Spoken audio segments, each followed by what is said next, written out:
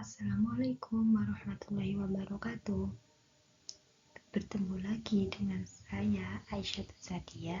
Di sini menjelaskan tentang buku pengantar studi Islam dan pengarangnya adalah Bapak Dr. Taufik Fadillah Syukur MA.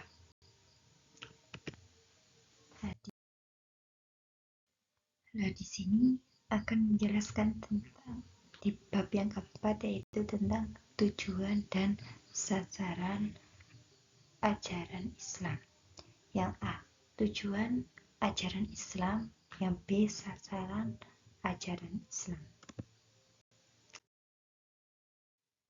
Yang pertama, tujuan ajaran Islam.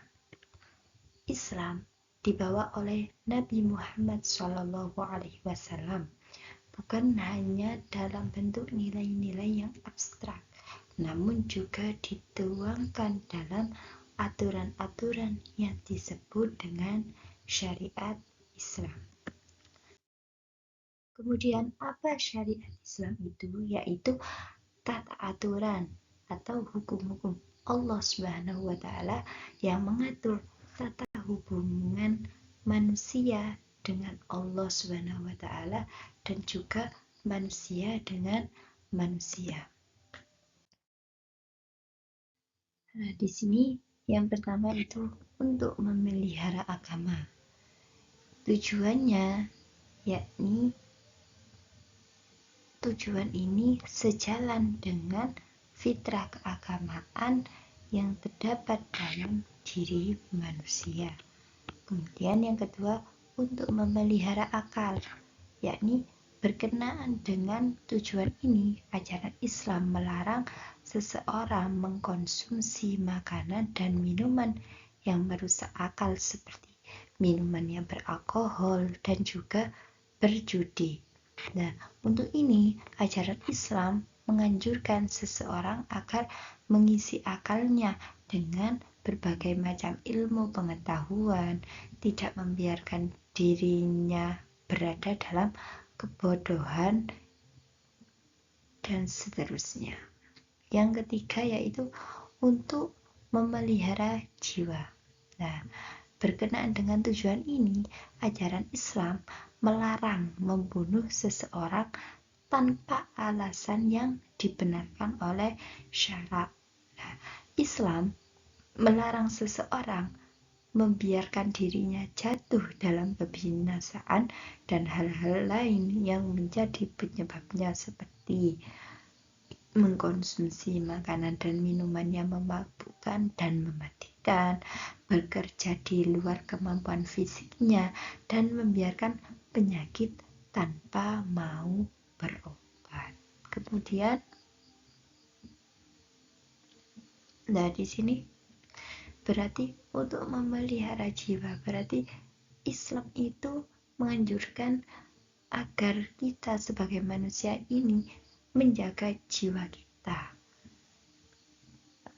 Kemudian yang keempat, untuk memelihara harta. Berkenaan dengan ini, Islam membiarkan kebebasan kepada setiap orang untuk memilih cara yang efektif untuk mendapatkan harta yang dibutuhkan bagi dirinya. Islam juga melindungi yang berkaitan dengan itu, misalnya melarang orang untuk mencuri harta milik orang lain.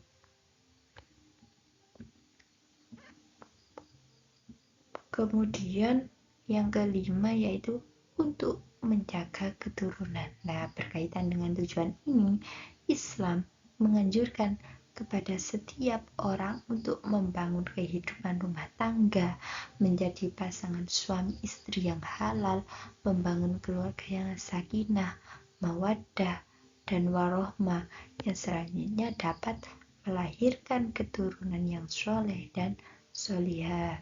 Untuk mencapai tujuan ini, maka Islam mengharuskan membangun rumah tangga yang dibentuk melalui sebuah perkawinan secara Islami, yakni memenuhi syarat dan rukun perkawinan sesuai dengan ajaran Islam. Selanjutnya, macam-macam maslahah ditinjau dari segi pengaruhnya terhadap kehidupan masyarakat, yaitu ada 3. 1. Ad-daruriyah al-masolih al-daruriyah. Yang kedua, al-hajiyat al-masolih al-hajiyah. Yang ketiga, at-tasiniyah. Yang pertama, ad-daruriyah al-masolih ad-daruriyah adalah kemaslahatan yang harus terwujud dalam kehidupan manusia, baik dalam beragama maupun dalam kehidupan dunia. Nah, apabila salah satu darinya itu hilang, maka hancurlah kehidupan dunia, tersebarlah kejahatan, dan hilangnya kenikmatan hidup, serta pelakunya akan beroleh iqab di akhirat kelak. Nah, kemaslahatan ini terkumpul dalam 5 hal, yaitu berkaitan dengan agama, jiwa, akal, keturunan, dan juga harta. Kemudian yang kedua yakni al-hajiyat al-masolih al-hajiyah adalah kemaslahatan yang dibutuhkan manusia untuk meringankan beban dan menghilangkan kesulitan.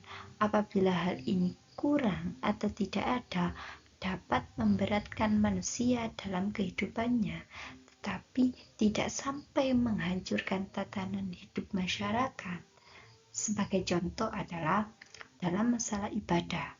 Nah, di mana Allah memberikan keringanan, menjamak, dan juga mengqashar sholat bagi orang yang sedang berada dalam perjalanan, membolehkan berbuka puasa bagi orang yang sedang sakit atau musafir. Seperti itu. Kemudian yang ketiga yaitu at-tasiniyat.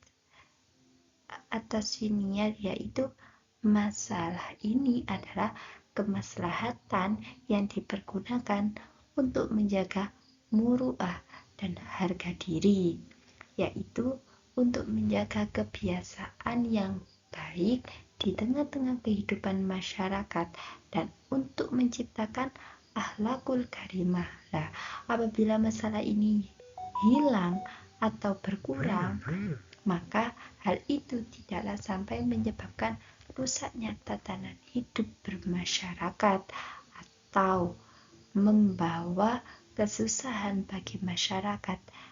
Namun, hal itu dapat menyebabkan terjadinya pola hidup yang kotor dan tidak bermoral. Dalam pandangan akal manusia, bila itu terjadi berarti menyebabkan terjadinya pola hidup yang kotor dan tidak bermoral dalam pandangan akal manusia. Kemudian sasaran ajaran Islam. Sasaran ajaran Islam sudah jelas diperuntukkan seluruh umat manusia karena Nabi Muhammad diutus bukan untuk kaum Arab saja, melainkan seluruh umat manusia di bumi, yakni sebagai rahmat seluruh alam.